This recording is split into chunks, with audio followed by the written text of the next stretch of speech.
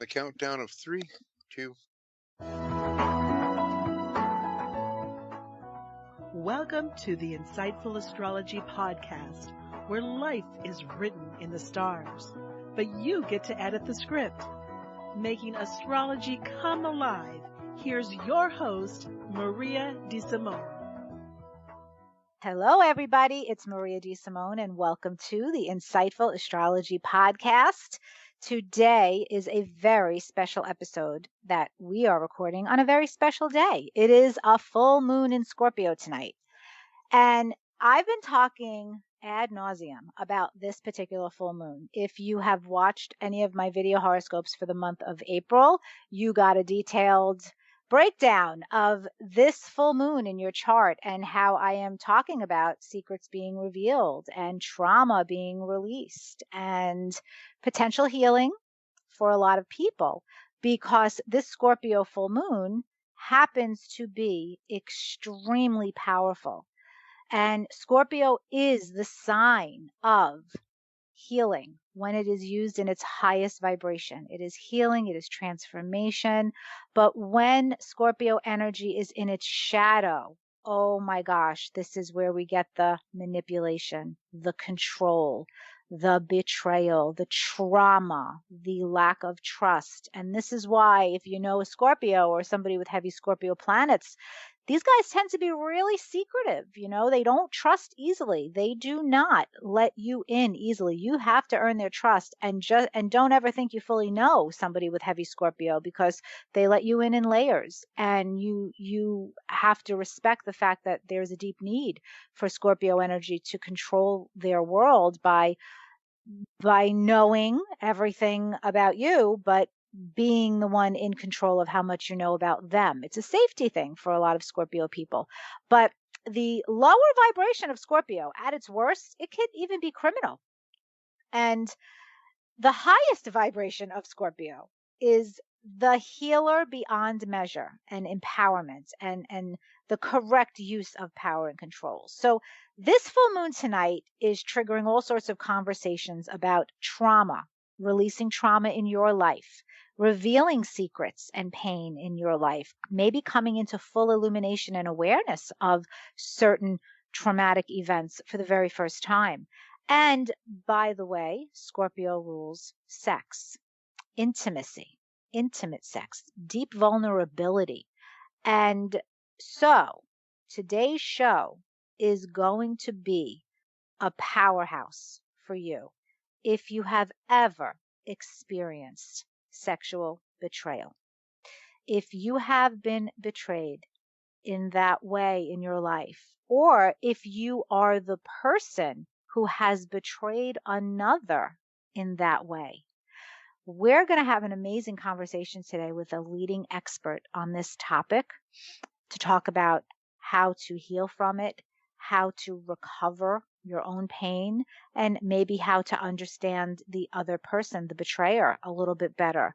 There's so much deep insight here that I am certainly not qualified to talk about, but astrologically, before I bring on my guest, let me just tell you that if you want to know whether or not you've got signatures in your chart of potential betrayal, potential trauma, sexual trauma, and other types of deep wounding in terms of not being able to trust and be vulnerable and having to work through that, this is a Pluto problem, guys. This is a signature in your chart of, do you have the planet Pluto on an angle in your chart or closely connected by aspect to the sun, to the moon, to Venus, to Mars? Then you may have a signature here of betrayal. Do you have heavy 8th house planets? If you do, that's another signature. And of course, if you have planets in the sign Scorpio, bingo, done. Sun, moon, Venus, Mars in Scorpio, you definitely have these potential signatures of betrayal. So that's how you find them. And how they come out in your life depends on the transits and other things going on at the time that you find out about this betrayal. For some of us, we're blindsided. It happens overnight. That's a Uranus transit. For others, it's like all of a sudden this deception that we fooled ourselves. We knew all along. We chose to keep our eyes closed. Well, that's a Neptune transit. For Pluto transits, oh my gosh, it ends up being your betrayer tries to annihilate you because they can't confront their own crime of betraying you, and they try to punish you. Okay, these are themes, real themes that you'll see in the astrology around betrayal. That's a whole book, my gosh. But let's get into the psychology of this, and for that, I'm bringing on my guest today, who happens to be, and I kid you not, she is one of my favorite people in the world, and somebody who has not only been there for me through my personal betrayal and trauma during my broken marriage, but she is one of the kindred spirits in my life who has been instrumental in making sure that I established a career as an astrologer during that time, and that I didn't give up on being who I was meant to be and following my path during that betrayal and during the attempted annihilation of my whole world in that time period. So this woman is a gem in my life and my heart, and she truly, in true Scorpio fashion, because girlfriend here has a bunch of Scorpio planets, so this makes her very qualified. In true Scorpio fashion, she has committed her life to healing others. And Pam is a certified life coach specializing in sexual betrayal and trauma and healing couples in this arena. Specifically, I think she works with sex addicts, but I'm going to let her tell us more about that and what this really is all about. But without further ado, I want to invite you to visit Pam Blizzard's website. Go to recoveredpeace.com for more information on how you can experience her healing. And I want to welcome my dear friend and one of my soulmates, Pam Blizzard, to the show. Pam, thank you for doing this show today. Oh my goodness, my dear, dear, dear friend. Back at you, girl. We've been through a lot together.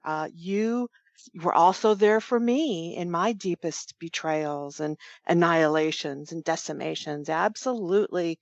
And there is nobody else I enjoy talking to more about astrology and true astrology.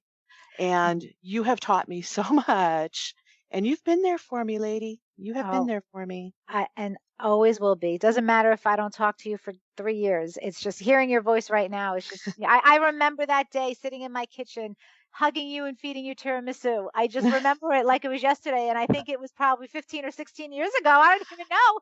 It's ages, a lifetime ago. So Pam, I have watched you and you have watched me grow in our personal spiritual journeys, in our personal lives, through broken marriages, through trauma, through betrayal. And yet the both of us have become healers.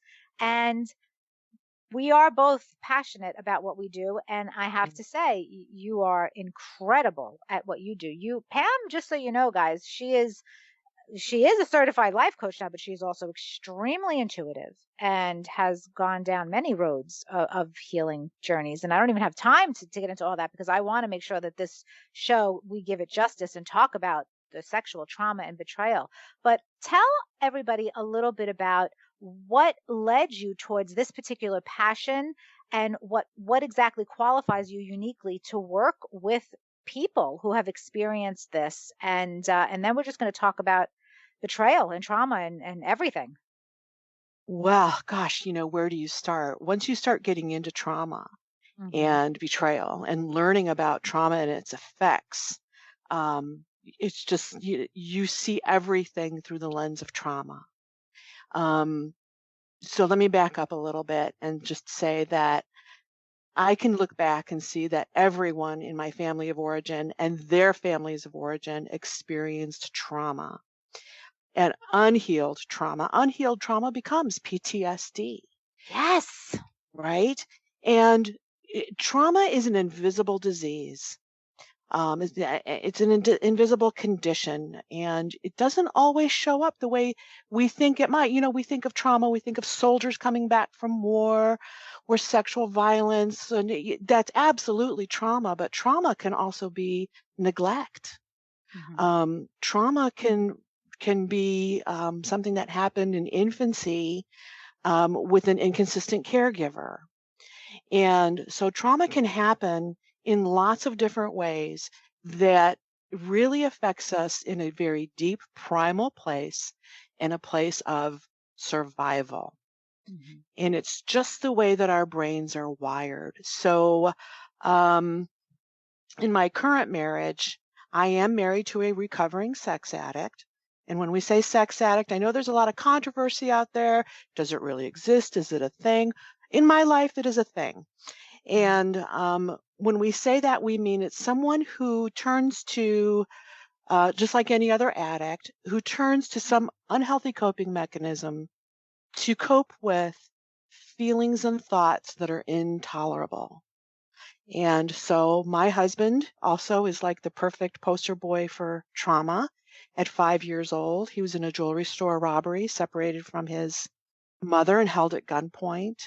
He had a debilitating disease when he was 6 and 7 years old that kept him very isolated from his family and his peers. When he was in Israel as a teenager, he was with his mom on a tour bus, and there was a terrorist attack on the tour bus. So he has, and that's just the high points. I can go into a whole bunch of other things that sort of set the stage for his trauma. And so he has a lot of unhealed trauma in his life too. And so unhealed trauma can lead to many different kinds of unhealthy coping behaviors. And one of them is addiction of any kind. So I have experienced sexual betrayal from my husband, and it devastated me. It decimated me. It absolutely destroyed what I thought my past was, who I thought I currently was. It destroyed the future I was going to have. And it's so interesting that you talk about the deception, because in my population and the population of women that I work with, they always, as they come through this, say, I can kind of get over the sexual betrayal. What hurts the most and what destroyed me the most was the deception. And so that's sort of, the deception that sort of really challenges who you think you are and where do I fit into this world. And it's because it leads to the breakdown of trust. And that's probably why the deception is what breaks the straw that breaks the camel's back for us and that brings us to our knees. It's because, when you are deceived, it's about a promise that has been broken without your participation in the decision or even knowing the decision was on the table. Absolutely. And boy, it can wreck your whole ability to move forward, especially if you yourself have had a history of trauma in your own childhood and upbringing in life. Absolutely. Because when you connect with somebody and you say, okay, you're going to be my person, you have my back. You promise to never hurt me. You promise to protect me from hurt. Yes. You are my soft place to fall. And if I don't have that with you, or I feel like I'm invisible, I haven't been seen or heard, I don't know what you're capable of. And it's, and it's not just psychological and emotional. That kind of trauma and that kind of injury at that level is really stored in the brain. It's stored in the body. So it affects us body, mind, and spirit. And if I have to constantly be in relationship with the person who did that injury to me, who's saying in word, I'm sorry, you can trust me now, let's move forward. You know what? It goes much deeper than that. There's more work that has to be done. And we don't learn this stuff our freshman year of high school, right? We probably should. Nobody ever teaches you how to recover from a betrayal or a broken trust. No. In fact, your knee-jerk reaction is to run like hell from it, because you find out you're sleeping with the enemy. You're sleeping with the person that you thought would be your soft place to fall. And all of a sudden, your trust is gone and your vulnerability is just confirmed. And the wisdom that you're going to share is that doesn't have to be the answer, right? Because we could work through our trauma together and heal. Absolutely. And the first rule of this kind of recovery is whatever you need to feel safe, that's okay. And if that means you need to part with that person and go your own way, that's absolutely what you need. And I support anybody who wants to do that. Yeah. We do value these relationships, and that doesn't change just because we've been betrayed. We still love that person on some level. And it can be so confusing, but I am here to tell people, my husband and I both, that recovery is possible. And in many cases, and I'm going to say this is true for us, we are closer and stronger and more authentic as individuals to ourselves and to each other. We share a bond now because of this shared trauma recovery journey. And we are so mindful and so intentional about our relationship and the trust and the connection. I kind of think, that we're better off than some people who are just winging it. Let me tell you, you are like relationship goals, because to be able to do that truly, and I've watched, I've watched on the sidelines you and your husband go through that process, and it has been such a remarkable thing to watch. And there was absolutely no way that I could have done that with my ex-husband. Absolutely no way.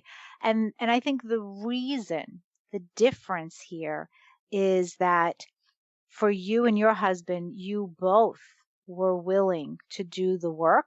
You both made the choice to love each other, and you both also felt seen and embraced for who you are by the other person. And I'm learning in my own journey that to really be seen and embraced for who you are is love, is the feeling that we so crave in terms of wanting love.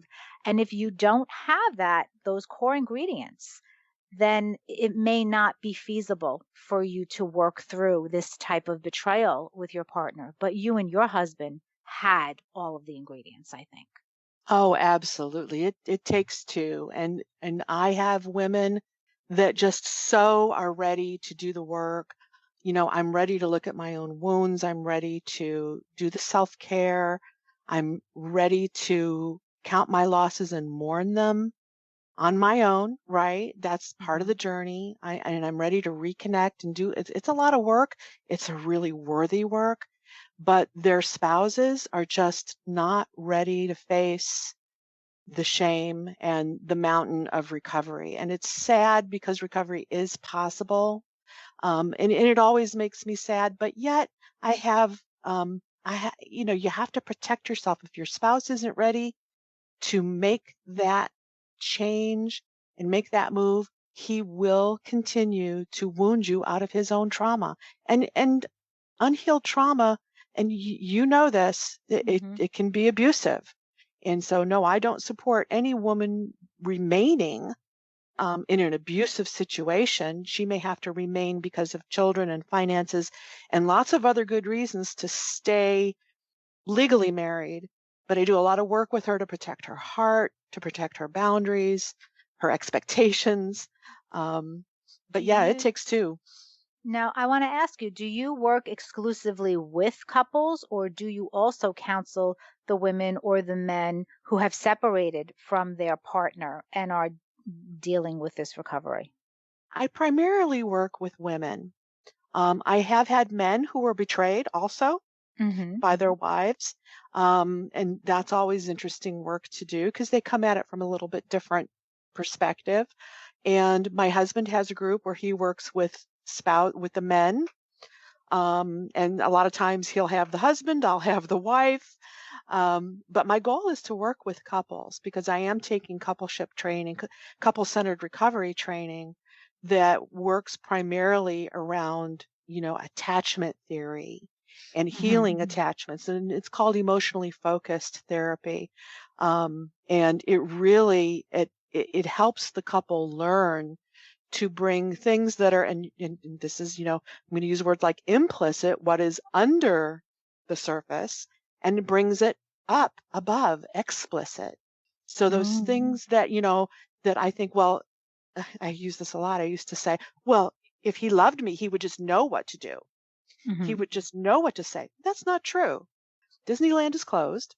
And my husband can't read my mind and just know how to help me, how to heal me, what to say.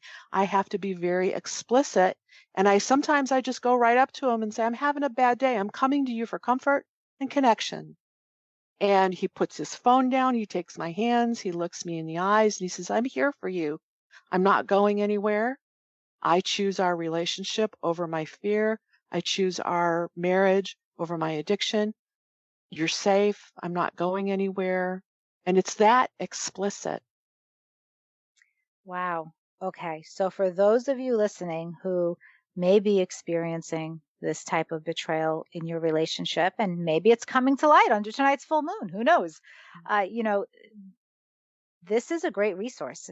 This is amazing. So recoveredpeace.com is your website. I know you also have a Facebook group and other groups that how do you do this work with other people specifically? Well, I organically, I came into this because I started participating on social media as a way to get support, because when you've been betrayed sexually, it can be very isolating. You don't know who to tell. You don't know who is safe to tell. Sometimes you tell somebody and you get a range of reactions that aren't helpful. And so I was going out on social media, and I had a lot of people start to message me. And I was just sharing what I was learning along my recovery journey. And so it ended up being a private Facebook group that has over 1,000 people in it. And I share information there about the different stages of trauma recovery, coupleship recovery, individual recovery. So I have that. I do coach people individually, one-on-one. And I also have, and this is so important to trauma recovery, support groups, because healing happens in community. Healing happens in connection to others. You can't think your way out of trauma. You have to be able to, and you nailed it, you have to be able to be seen and heard and fully known for all of these difficult emotions, and sometimes the good ones too. So I do run support groups that we meet twice a week via Zoom, and everybody just checks in. What are you feeling? What are you doing this week? What are you dealing with? And sometimes we deal with different topics like enmeshment or coupleship communication. And people can find out about these groups by visiting your website, recoveredpeace.com, right? Yes, ma'am. Okay. This is awesome. This is really good stuff. Now obviously your specialty, your passion is the couple healing of sexual betrayal and trauma, but there is a very wide audience listening right now who is no longer with their spouse or partner, and and I am one of those people who has lived many, many, many years since my original wound of betrayal trauma. And what about the people like us? What resource do you recommend? Do you have other counselors to refer them to, or do you have anything to say for people like us? I do have something to say. Okay. The 3 major phases of trauma recovery. The first phase has to be safety and stability.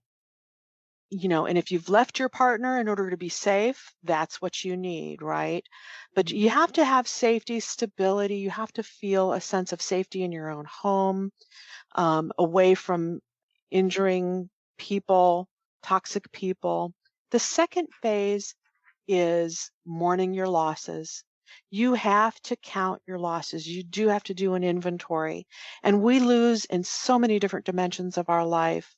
We lose sexuality, gender identity, financially, time, parenting, cognitively. Trauma affects us cognitively. You know, the work I was doing at the time with web work involved a lot of logic. I sat at my computer and there were things that I used to not even have to think about. I couldn't do anything. Sometimes I couldn't even speak. I So remember. yeah. And so I remember your voice too. I can still remember it like yesterday. Just the quality of your voice was so different. But we have to count all of those losses. Sometimes we lose people, family members, in-laws that we actually loved and liked. We lose them, or we lose friends in the separation or divorce. We have to sit down and really inventory those losses, honor them, give them space. Don't try to push them away. Sometimes we have to sit on our bed and just cry and hug our pillow. Talk about them with our support group. So that's that phase. We have to mourn and grieve the losses. And then the third phase is reconnecting with our intuition, with ourselves, learning to trust ourselves. One of the things we lose is, wow, I can't even trust my intuition. I thought everything was fine. And all these secrets exposed were like hand grenades going off. So now I don't even know if I can trust my own perceptions of reality. So we reconnect with ourselves. And then I also lost trust of the world at large. I couldn't go through the grocery store without looking at people and saying, were you intimate with my husband? With the cashier, I would just look at her and say, I would cock my head and just wonder, I wonder if she was one of the people. And so Right. being able to trust the world. So why do I talk about that? Because that journey is the same, whether you are still with your partner or whether you're a single individual. Wow. Okay. This is very powerful. And of course, being selfish Maria with the Aries planets, I'm applying all of this to my life right now, listening to you. I'm soaking it all in. And I have a resource for you guys who are single and not married. It's a book actually that I'm actually working through now. But Pam, when you said the 3 steps to trauma recovery, the first one you said was safety and stability. Mm-hmm. And just to kind of bring that home, my issue started in 2007. It is now 2021. Okay. I am only now recognizing that I never recovered from this trauma, from this betrayal. I thought I did. I thought I had it down. I thought I had it going on, Pam. Boy, was I wrong. And you want to know what I realized listening to your number 1 step? Well, as you know, I was forced to live next door to the enemy for many, many, many years, and in the same house of the betrayal for many, many, many years. I only moved 2 years ago. So I never had safety and stability, not until 2 years ago. So that first step didn't even happen for me until 2 years ago. And when I thought I, had all of that, because I didn't go through these other steps, mourning the losses and reconnecting with my intuition, because I didn't do that, I went right into, and I have since, I've been in a series of relationships that basically repeated the pattern, repeated the storyline, repeated the betrayal in different ways. So it's been the core wound of betrayal. It's been, other relationships of finding out I was the other woman, of finding out that the man won't commit to me. And actually, because I lost touch with my intuition when it comes to this part of my life, not, professionally, it's no problem. But when personal life, because I didn't reconnect with it, Pam, step number 3, I pushed away that voice each and every time that said, don't trust this. Think about this. This doesn't look right, because the desire to be loved is so strong in us. And it's so deep. And so now that, in my most recent relationship experience, which wasn't even a commitment actually, so I can't even put it completely on the other person. I created a situation because I didn't heal from the original wounds. And now I feel like I am finally starting to do the work as a single woman recovering from betrayal and trauma, including sexual trauma.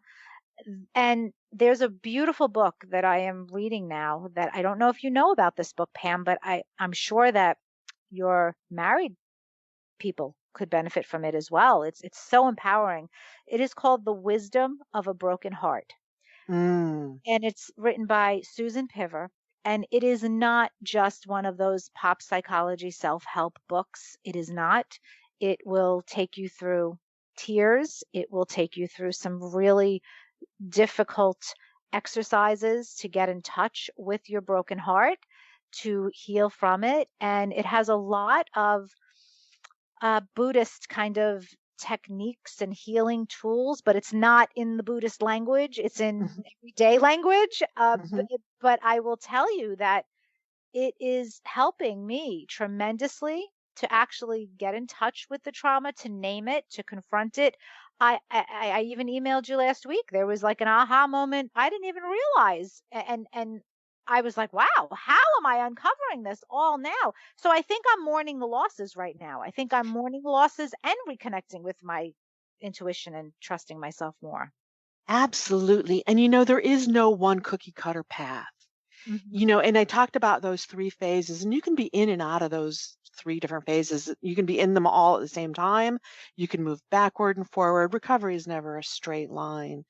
But it is beautiful that once you know that high level framework, one from column A, two from column B, you can choose your different paths of how you embrace those losses. And you have to name them. And it's in the body. And when I learned that I wasn't being a drama queen, that Hmm. I wasn't being overreactive, that was something that actually hit me in a very primal place in my brain, in the amygdala. And the Hmm. amygdala is where that primal fear is. Its only job is to keep you alive if the saber-toothed tiger is running at you, so you don't have to think, right? You just react. Hmm. And I was living in such a fear place, and all those classic reactions were coming out of me. Fear of fight, flight, freeze, fawn, people pleasing. And it was so encouraging me to learn, okay, it's not that I'm just weak psychologically. This is really in my body. And to be able to name, I felt hurt. I felt invisible, disappointed, hopeless, disgusted. I have a feelings wheel that I even laminated because Ooh. because we were using it so often to pick the words to give more richness to the language of what we were feeling and experiencing. And I do this in our groups. And it is so important to be able to give language to it, to name it, to bring it forward out of the amygdala into the part of the brain that's the prefrontal cortex that does empathy for self and others, processing, um, executive functioning, time sequencing, and to bring it forward into that area, it gives it new meaning and new life. And so that is a huge part, no matter how you do it, of really looking at it and holding it up to the light and turning it and twisting it and looking at it through different lenses. That is such an important core part of trauma recovery. And this is all kinds of trauma recovery, whether you are a soldier returning from war or it's Mhm. relationship betrayal. Yeah, when you opened up the conversation about PTSD, I mean, it really is this, a form of PTSD, and Hmm. it's not recognized by a lot of people initially. And when you talk about the whole survival instinct, we often, a lot of you guys listening are in survival mode right now and don't Hmm. even realize it. We make decisions and do things on autopilot when we are put in traumatic situations just because of that survival mode mentality. And even when the actual trauma, when the lion is no longer there, when the trauma is no longer in front of you, our bodies tell us we still have to be in that survival mode, and we're not even in touch with it. So I think it's really important, Pam, for those who recognize that they're in this survival mode place to find ways to become in present time, to get in the present moment, because you're either freaking out about stuff that happened in the past, freaking out about creations of your own imagining, disasters of the future, and it's not helping you physically, emotionally, spiritually. Getting in present time. I'm not a life coach. I do have a degree in psychology, and I'm an astrologer, but I don't have the trauma qualifications that you do. So I'm kind of taking this from the book that I'm reading, about really how being in present time can physiologically change us. And so, what are your thoughts on that? Oh gosh, yes, because and I'm learning more about neuroscience than I ever wanted to.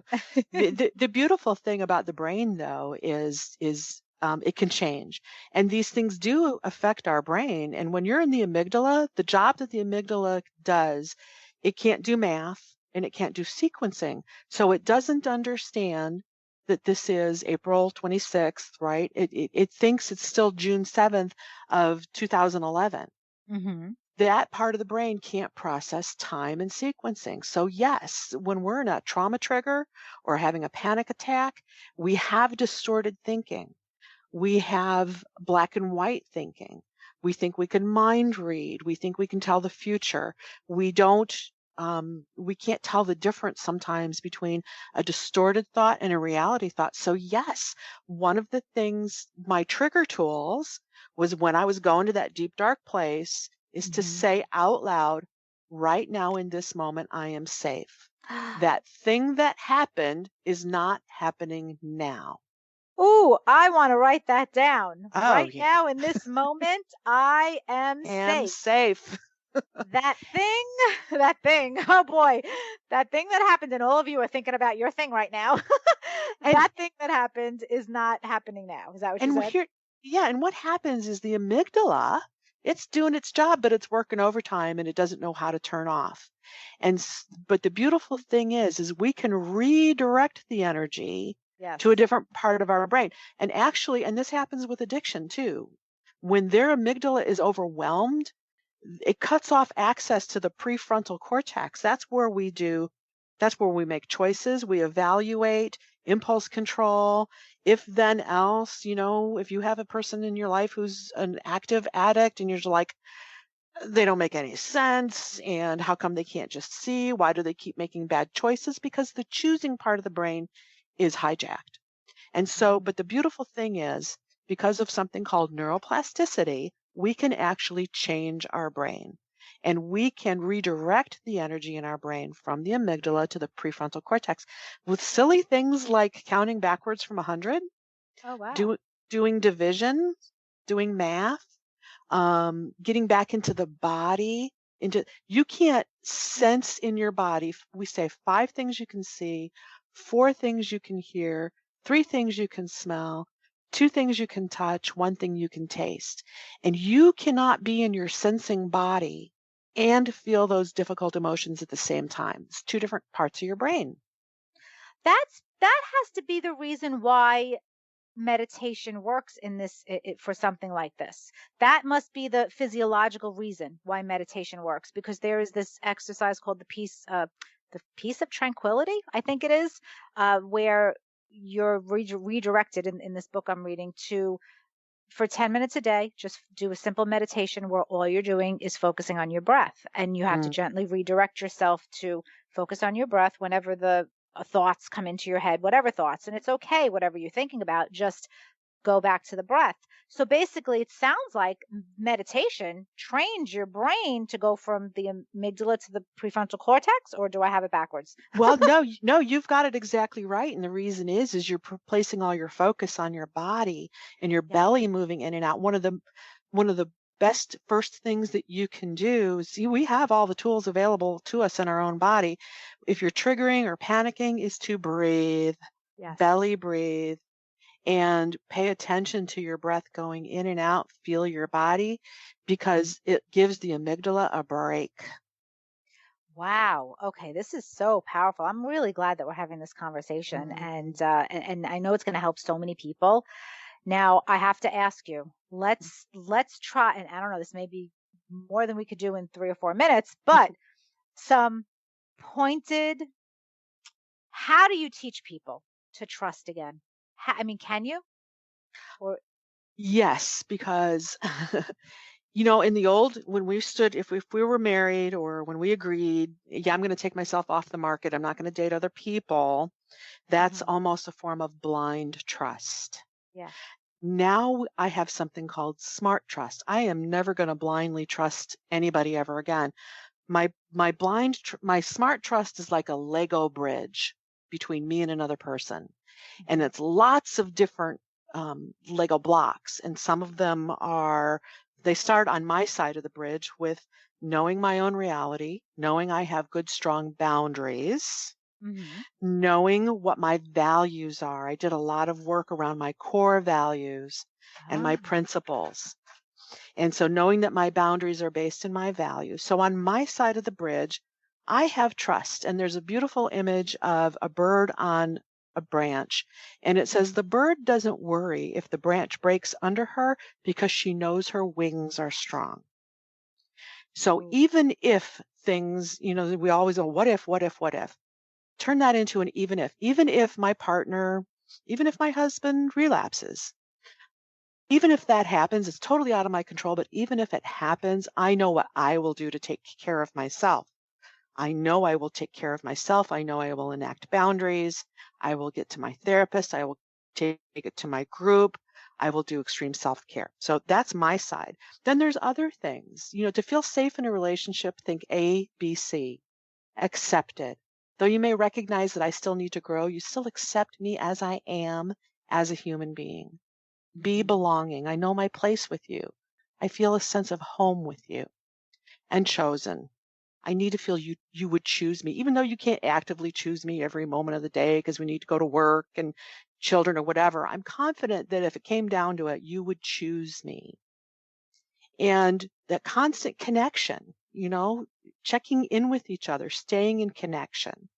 Asking, we do something called a Thanos check-in. It's feelings, affirmations, needs, ownership, and struggles. And so we do a weekly check-in with each other.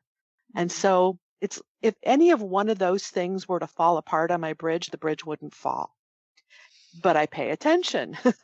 And your bridge wouldn't fall because you have created a strong sense of self-trust and Yes. self-values around Yes. you. You did the work on you first. So Yes. even if the couple falls apart, you will not, and you will Yeah. trust again. Yes. I will acknowledge that everything that everybody does is a reflection of them.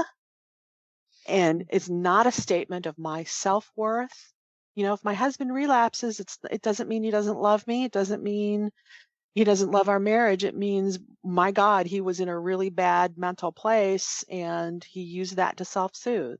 It has no reflection on me as a person or the quality of our relationship. I'll be sad. I'll be Hmm. angry, Hmm. but I won't be destroyed and decimated. I will straighten my crown, and I will do what I need to do to self-care. I love that you said you will straighten your crown because there is literally a chapter in this book that is called "Act Like a Queen," and I think it's reminding you about your self-worth and your own value. So it's speaking to a lot of what you're talking about in just a little bit of different language, Mhm. and I love this because whether you're in a relationship listening to this right now, whether you have had a past trauma, a current trauma, if you are single, if you are dating someone, if you are wondering if you'll ever find love again or be able to trust and love again, all of the points in today's conversation are meaningful, no matter what your relationship status is. And I'm really glad that we were able to do that, Pam, because everybody, I think, well, everybody with a Pluto signature for sure, has some trauma lessons in this lifetime. and and now there is a path to taking that trauma, the annihilation, the decimation, being brought to your knees and not knowing if you will ever be able to breathe again, let alone trust another human being again, and go from that place of pain to a place of healing and openness. And I think the true wisdom of a betrayed heart or a broken heart is that it softens us so much as human beings with those cracks to let the light into our own heart space and make us see how deeply we can love. Absolutely. Absolutely. There's something called post-traumatic growth. Ooh. And honestly, I am so grateful for my betrayal trauma because it has grown me. I am a more compassionate person. I am a more authentic person. I take better care of myself, and it has been transformational. I don't ever want to go back to the person that I was before my discoveries. Wow. It's almost, I can kind of agree with you there because it's almost like we were not fully ourselves until we experienced the trauma. And then it allowed us to really become who we are meant to be. And it's helping me right now to really become truly whole as a woman, as a hmm person. I mean, you're already there. You're Oh, counseling others. You're there. I mean, I know you're living it every day, I you and your wouldn't say husband. I wouldn't say already there. I'm on the journey. It is a On the lifelong journey. It's journey. Well, I guess I'm on the journey now with you, and I hope that so many of you listening suffering from any kind of betrayal, sexual betrayal, trauma will be on that journey as well. And so, Pam, before we wrap up, I can't believe we're like done, so done. What parting words of wisdom do you have for the audience today? You're worth it. You're The worth it. work, yeah, recovery works when you work it, and you are worth it. So work it. Oh my gosh, I love that. I love it. I love it. All right. Well, I want to thank you so much for being on the show today and talking about this topic. And everybody listening, go to Pam Blizzard's website and see for yourself what you can gain from the Facebook groups, from counseling, other resources. It's recoveredpeace.com. Again, she is a certified life coach specializing in counseling couples through sexual trauma and betrayal. But there are other resources if you are single and looking for this kind of support. Definitely get that book, The Wisdom of a Broken Heart. I'm telling you, it's a winner. And of course, I could help you as much as I can during an astrology consultation to address some of these core issues because they are seen in the birth chart. So thank you, Pam, for being here. Thank you for this amazing show. And to all of you listening, thank you for supporting the podcast. And remember, tonight's full moon in Scorpio, more than ever, is about healing. It's about releasing trauma. And please use the power of astrology and other amazing tools like this counseling to help grow into your soul. Thank you, guys. You've been listening to Insightful Astrology with your host, Maria DeSimone. Visit Maria on her website at www.insightfulastrology.com to schedule your personal consultation and learn how to use the power of astrology to grow into your soul.